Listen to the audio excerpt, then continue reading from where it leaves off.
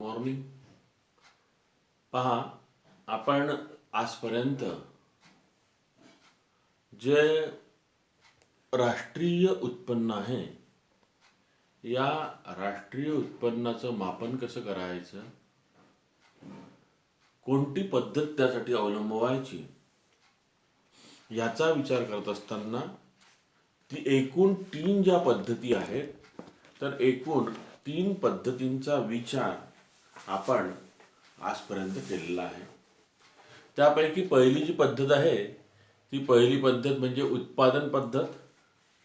दुसरी जी पद्धत आहे ती उत्पन्न पद्धत. आणि तिसरी जी पद्धत आहे ती म्हणजे खर्च पद्धत. या तीनही पद्धतींचा विचार करून प्रत्येकाचं जे सूत्र आहे त्याचा आपण अभ्यास केला आणि या पद्धतीनुसार, तिन्ही पद्धतींनुसार ज्यावेळी आपण राष्ट्रीय उत्पन्नाचं मापन करतो त्यावेळी आपल्याला कोणती काळजी घ्यावी लागते, कोणत्या दक्षता घ्याव्या लागतात, याचा देखील विचार आपण केलेला आहे.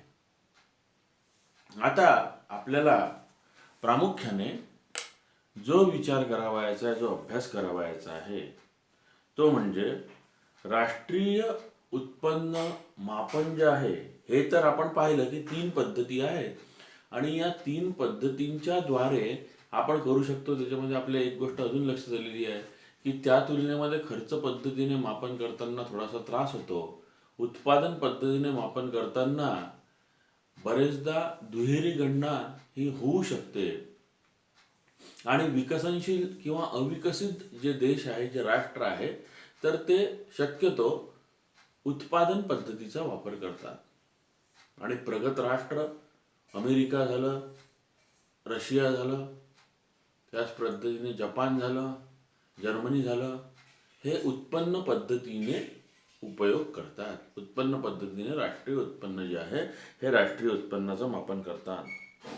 परंतु ज्यावेळी आपण आपल्या भारताचा विचार करतो त्यावेळी आपल्या भारतामध्ये 2 पद्धती वापरल्या जातात. काही ठिकाणी उत्पादन पद्धतीचा आपण वापर करतो आणि काही ठिकाणी उत्पन्न पद्धतीचा आपण वापर करतो. याचाच अर्थ असा झाला की शेती किंवा शेतीशी संलग्नित जे क्षेत्र आहेत, उदाहरणार्थ खाणकाम आहे, खाणकाम जे असेल ते खाणकाम आहे, मासेमारी व्यवसाय असेल किंवा अन्य इतर जे कोणते व्यवसाय असतील त्या संबंधित असणारे, तर त्याच्यासाठी आपण उत्पादन पद्धत वापरतो. आणि इतर सर्व सेवा आणि विविध वस्तू ज्या आहेत, तर त्यांचं मापन करत असताना, त्यांचं बाजार मूल्य काढत असताना आपण उत्पन्न पद्धतीचा वापर करतो. म्हणजे आपल्या इथे दोन्ही पद्धतींचा आपण वापर करतो. मग या पद्धतीने आपण राष्ट्रीय उत्पन्न जे आहे हे राष्ट्रीय उत्पन्न काढत असतो, मोजत असतो, त्याचं मापन करत असतो. परंतु राष्ट्रीय उत्पन्नाचे मापन करताना आपण कितीही दक्षता घेतल्या, आपल्याला सांगितलं आहे, आपण पाहिलं तिन्ही ह्याच्यामध्ये की उत्पन्न पद्धतीनुसार कोणत्या दक्षता घ्यायच्या आहे, उत्पादन पद्धतीनुसार कोणत्या दक्षता घ्यायच्या आहेत आणि खर्च पद्धतीनुसार जर आपण खर्च पद्धतीनुसार जर राष्ट्रीय उत्पन्न काढत असू तर त्यावेळी आपल्याला कोणती काळजी घ्यावयाची असते किंवा कोणत्या दक्षता घ्यावयाच्या असतात, याचा देखील आपण विचार केला. आता हा जरी आपण विचार केला, ही जरी आपण काळजी घेतली, तरी देखील या मापनामध्ये अडचणी या निश्चितपणे येतात. अशा अनेक अडचणी असतात की त्याचा आपल्याला त्या अडचणींना तोंड द्यावं लागते. आणि ह्या ज्या अडचणी आहेत, या अडचणी कॉमन आहेत, सामान्य आहेत. म्हणून राष्ट्रीय उत्पन्न गणनेतील किंवा मापनातील ज्या अडचणी आहेत, त्या अडचणींचा विचार करणं आपल्याला अत्यंत आवश्यक आहे.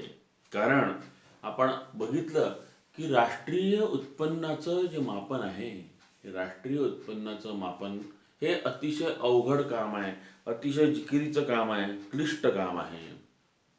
आणि हे अवघड, अतिशय जिकिरीचं, क्लिष्ट काम असल्यामुळे त्यामध्ये मापन करत असताना आपल्याला बरेचदा अनेक प्रकारचे अडचणी ज्या आहेत या अनेक प्रकारच्या अडचणी निर्माण होतात. मग त्या अडचणींचं वर्गीकरण केलं गेलेलं आहे. त्या अडचणींचं वर्गीकरण केलं जाते आणि दोन प्रकारच्या अडचणी या आपल्यासमोर निर्माण होतात. म्हणजे आता पहा, राष्ट्रीय उत्पन्नाचं मापन करत असताना दोन प्रकारच्या ज्या अडचणी आहेत या दोन प्रकारच्या अडचणी आपल्यासमोर निर्माण होतात. पहिली जी अडचण आहे, पहिली जी आज आपण पाहणार आहे त्या आहे तात्विक अडचणी आणि दुसरी जी आहे त्या आहे व्यावहारिक अडचणी. तात्विक अडचणी ज्या आहेत यालाच संकल्पनात्मक अडचणी असं म्हणतात. याला संकल्पनात्मक अडचणी असं म्हणतात. म्हणजे थोडक्यामध्ये मॉरली ज्या आपल्यासमोर उद्भवतात, ज्या तात्विक अडचणी म्हणजे थोड्याशा तत्वाशी निगडित ज्या असतात, तात्विक बाबींशी निगडित ज्या अडचणी असतात त्या अडचणींना आपण तात्विक अडचणी असं म्हणतो. आणि व्यावहारिक अडचणी ज्या आहेत तर या व्यावहारिक अडचणी तर ह्या प्रत्यक्ष ज्यावेळी आपण मापन करतो त्यावेळी आपल्यासमोर निर्माण झालेल्या असतात. मग सर्वात प्रथम आपण ज्या तात्विक अडचणी आहे या तात्विक अडचणींचा आपण आज विचार करूया. म्हणजे पहा, आज आपल्याला राष्ट्रीय उत्पन्नाचे मापन करताना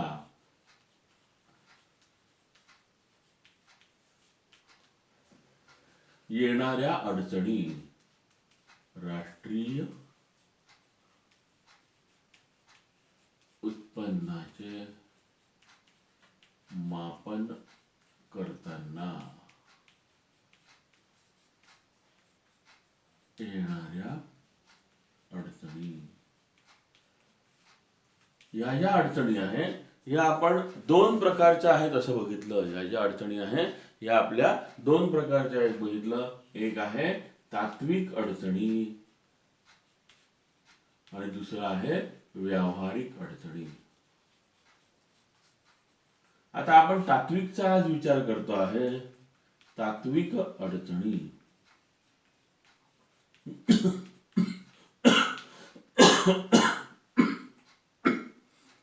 मग या तात्विक अडचणी कोणकोणत्या, तर सगळ्यात पहिले आहे हस्तांतरित देणी.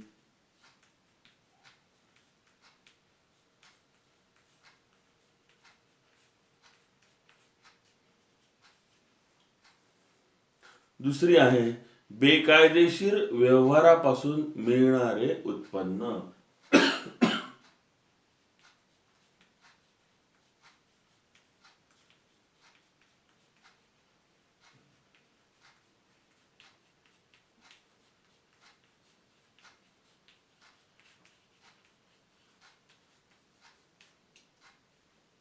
तिसरं जे आहे तर ते तिसरं आपण पाहतो ते विनामूल्य सेवा.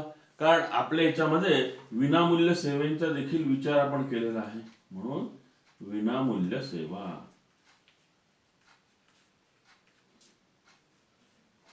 नंतर चौथा जो प्रकार आहे, चौथी जी अडचण येतात ते आहे स्व उपभोगासंबंधीचे उत्पादन. म्हणजे स्वतःच्या उपभोगासाठी जे उत्पादन घेतले जाते.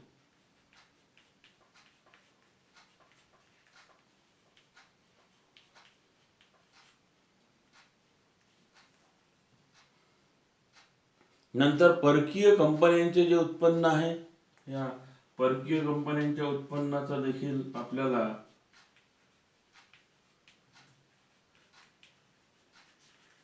म्हणजे या परकीय कंपन्यांच्या उत्पन्नाच्या बाबतीमध्ये काय करायचं हा देखील. कारण परकीय कंपन्या म्हटल्यानंतर त्या विदेशी कंपन्या आलेल्या आहेत.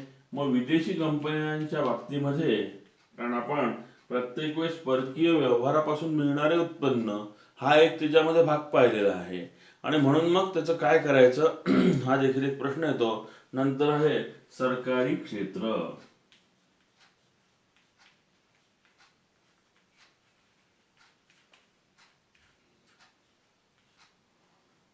आणि शेवटचा आहे सातवा आहे किमतीतील बदल.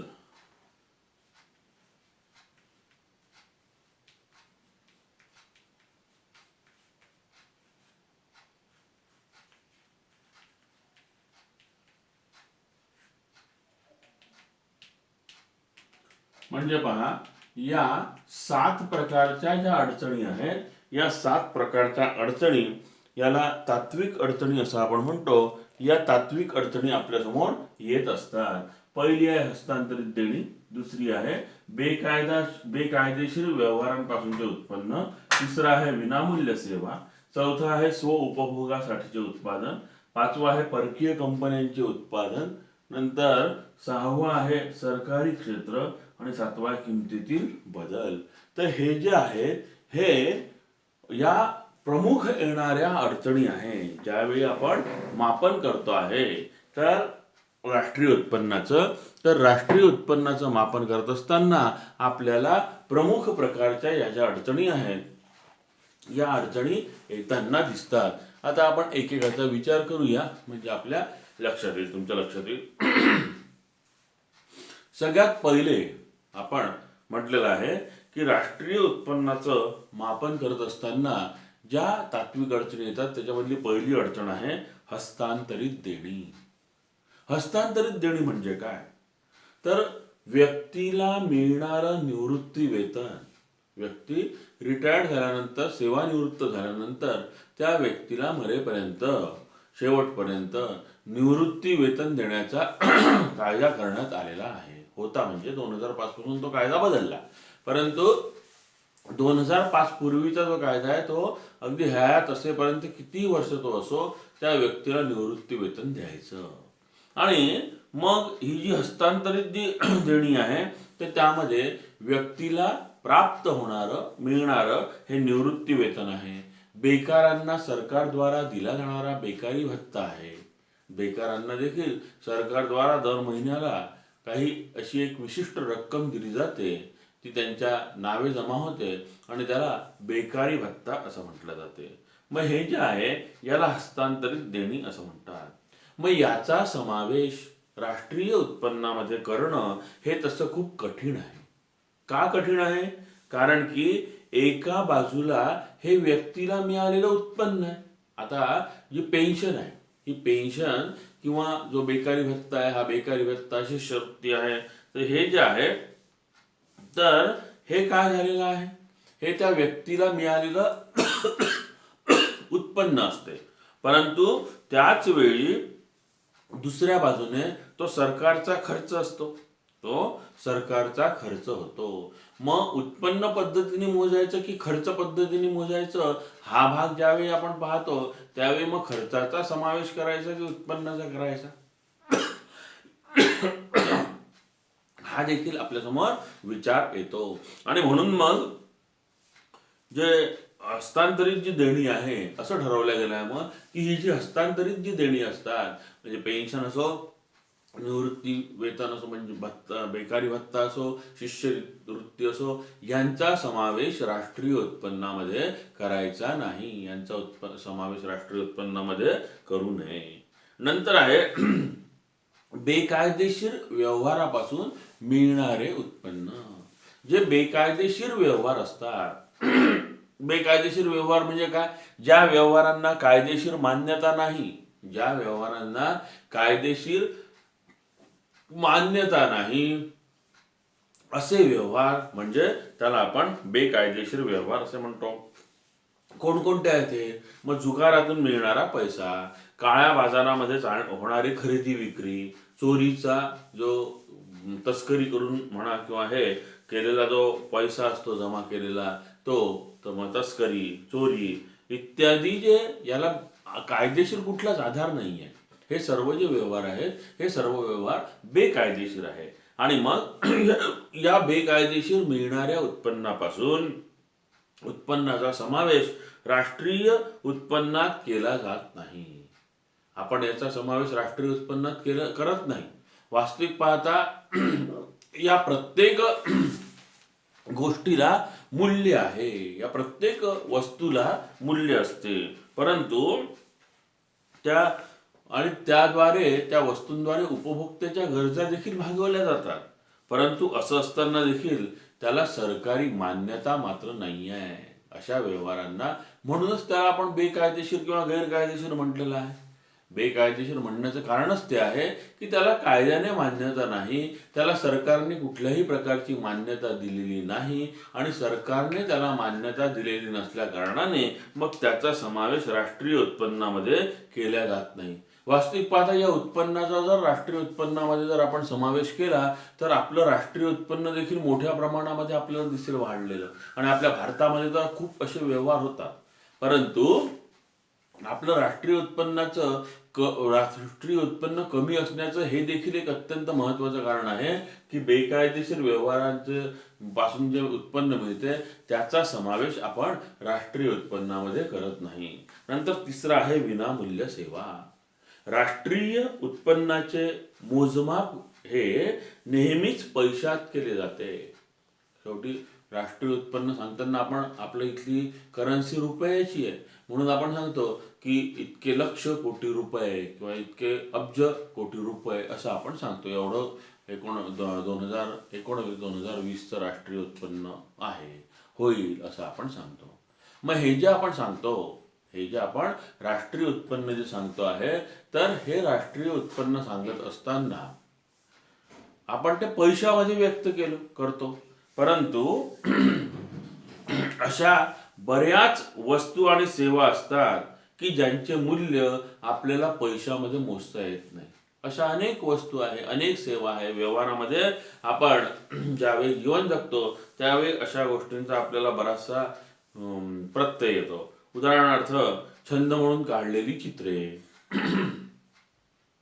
आई मुलासाठी जे करते, मुलाचं जे संगोपन करते ते, नंतर ह्या ज्या इत्यादी ज्या सेवा आहेत या राष्ट्रीय उत्पन्नामध्ये मोजल्या जात नाही, कारण या प्रेमापोटी केल्या गेलेल्या आहे. आई मुलाचा जो सांभाळ करते तो एक प्रेमापोटी आपुलकीच्या नात्याने करते. असं काही कोणी म्हणते का की तू या मुलाचा सांभाळ कर, आम्ही तुला दर महिन्याला 20,000 रुपये देऊ, 10,000 रुपये देऊ, अशी कुठली तरी अपेक्षा असते का? कुठल्याही अपेक्षेने अर्थात निरपेक्ष बुद्धीने आई ते काम करत असते आणि म्हणूनच ती आई असते. त्याच पद्धतीने आपल्याला एखादा छंद आहे, एखादा आवड आहे आणि आवड आहे म्हणून आपण एखादी कलाकृती तयार केली, त्याला काहीच मोल नाही, म्हणजे तसं खूप अनमोल आहे ते, परंतु पैशामध्ये त्याचं मोल आपल्याला करता येत नाही. मग ह्या ज्या विनामूल्य सेवा, याला म्हटलेलं आहे विनामूल्य सेवा असं म्हणतो, तर यांची राष्ट्रीय उत्पन्नामध्ये गणना केली जात नाही. राष्ट्रीय उत्पन्नामध्ये याचं मोजमाप आपण करत नाही.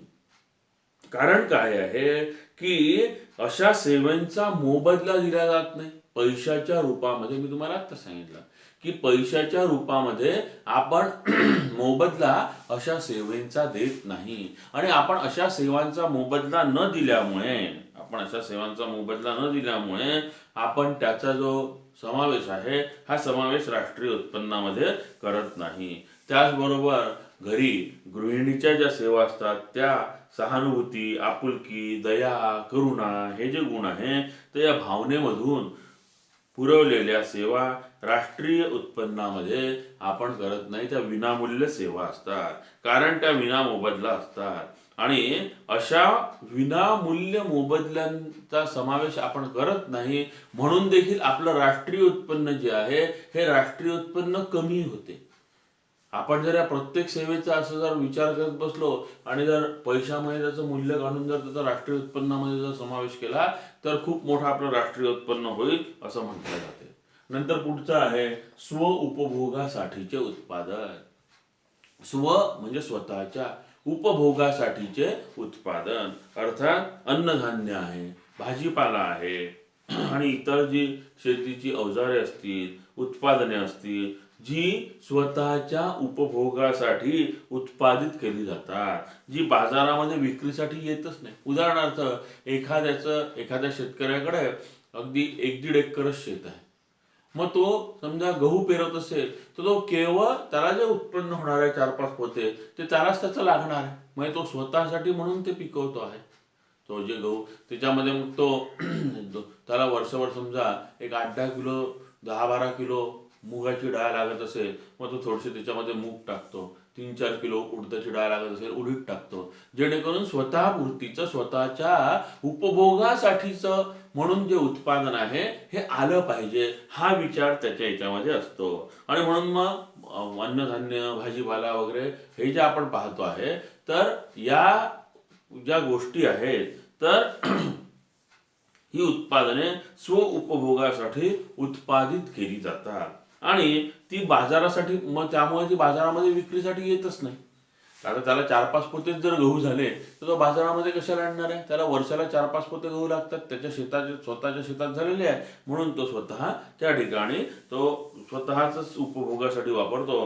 पण अशा वस्तूंचे मूल्य बाजारभावानुसार निश्चित करून अशा वस्तूंची अंदाजे किंमत राष्ट्रीय उत्पन्नात समाविष्ट केली जाते. मग काय केलं जाते? समजा 5 पोते गहू त्याला झालेले आहे, त्यांनी बाजारामध्ये आणलेले नाही, मग आपण अंदाजे सांगतो किंवा उत्पादन पद्धतीनुसार मग आपण याचा विचार करतो किंवा 5 पोते गहू झालेले आहे, 3,000 रुपये पोतं गहू आहे, म्हणजे मग साधारणतः 15,000 रुपयाचं उत्पन्न त्याला झालेलं आहे. मग आपण राष्ट्रीय उत्पन्नामध्ये 15,000 रुपये असे ऍड करतो. राष्ट्रीय उत्पन्नामध्ये आपण ते उपभोगासंबंधीची अंदाजित किंमत असते ती, तर ती अंदाजित किंमत घेतो आणि ती त्यामध्ये आपण बेरीज त्याची करत असतो. नंतर आहे परकीय कंपन्यांचे उत्पन्न. आंतरराष्ट्रीय नाणेनिधी या संघटनेच्या मतानुसार परकीय कंपन्या ज्या देशामध्ये उत्पादन करतात त्या उत्पादित वस्तूंचा समावेश त्या देशाच्या राष्ट्रीय उत्पन्नात केला जातो. परकीय कंपन्यांना होणाऱ्या नफ्याचा समावेश त्यांच्या मूळ देशाच्या राष्ट्रीय उत्पन्नात केला जातो. आता पहा, परकीय कंपन्या, समजा आपल्या इथे एखादी अमेरिकन कंपनी आलेली आहे, मग अमेरिकेची कंपनी आपल्या भारतामध्ये आलेली आहे, उत्पादन करून राहिलेली आहे. मग जेही काही उत्पादन होईल ते झालेलं उत्पादन, ते वस्तू सेवा यांचं जे उत्पादन झालेलं आहे त्याचा समावेश भारताच्या राष्ट्रीय उत्पन्नामध्ये होईल.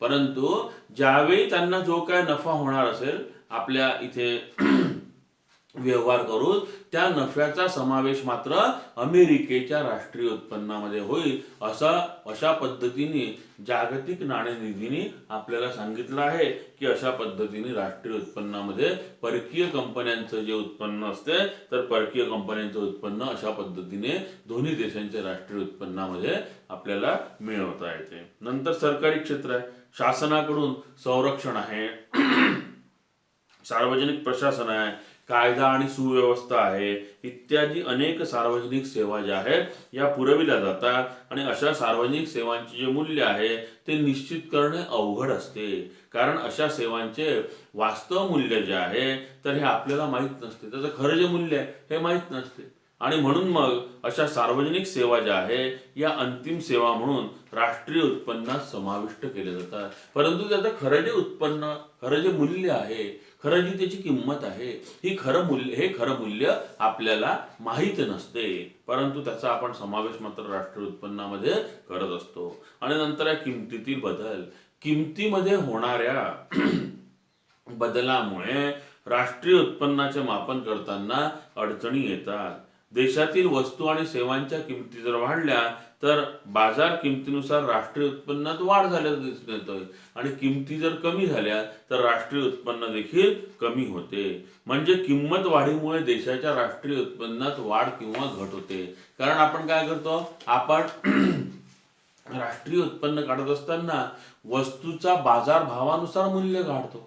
ज्या वस्तू आणि सेवा आहेत त्या वस्तू आणि सेवांचा आपण बाजार भावानुसार मूल्य काढतो. मग बाजार भावानुसार म्हणजे किमती वाढल्या राष्ट्रीय उत्पन्न वाढणार आहे, किमती जर कमी झाल्या तर राष्ट्रीय उत्पन्न देखील कमी होणार आहे. ही देखील अडचण आपल्याला येते आणि म्हणून मग ते राष्ट्रीय उत्पन्न कमी जास्त होत जाते. अशा प्रकारे राष्ट्रीय उत्पन्नाचे मापन करताना आपल्यासमोर तात्विक अडचणी ज्या म्हटलेल्या आहे, तर या तात्विक अडचणी अशा प्रकारच्या आपल्यासमोर निर्माण होतात असं आपण म्हणतो. आता याच्यामधला दुसरा भाग राहिलेला आहे व्यावहारिक अडचणी. ह्या ज्या व्यावहारिक अडचणी आहे या व्यावहारिक अडचणींचा विचार आपण पुढे